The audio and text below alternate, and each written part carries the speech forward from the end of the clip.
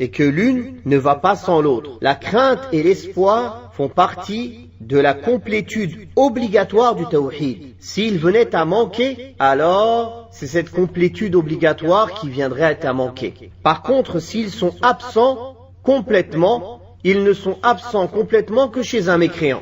Un croyant, les gens du tawhid, ne peuvent pas avoir une absence totale de la crainte et de l'espoir d'Allah tabaraka wa ta'ala.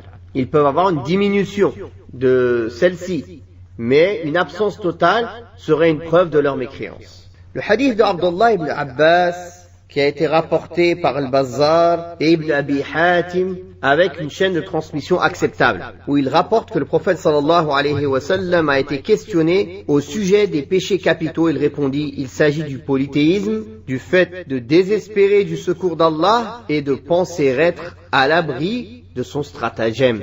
Le désespoir découle du délaissement de l'espoir en tant qu'adoration.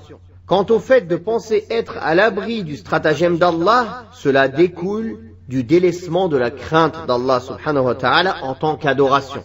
Or, la présence commune de ces deux formes d'adoration dans le cœur du croyant est une obligation. Et leur disparition totale est de la mécréance. Et leur diminution amoindrit la complétude du tawhid obligatoire.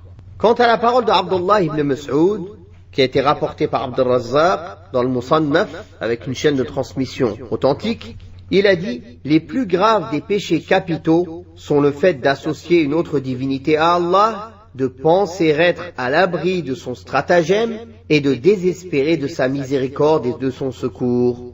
Donc cela vient appuyer le sens du hadith précédent, et le fait de désespérer de la miséricorde divine est un concept général. Elle englobe l'attrait des bienfaits et l'éloignement des malheurs. En ce qui concerne le secours d'Allah tabaraka wa ta'ala pour son serviteur, il s'agit du fait de dissiper les calamités en général.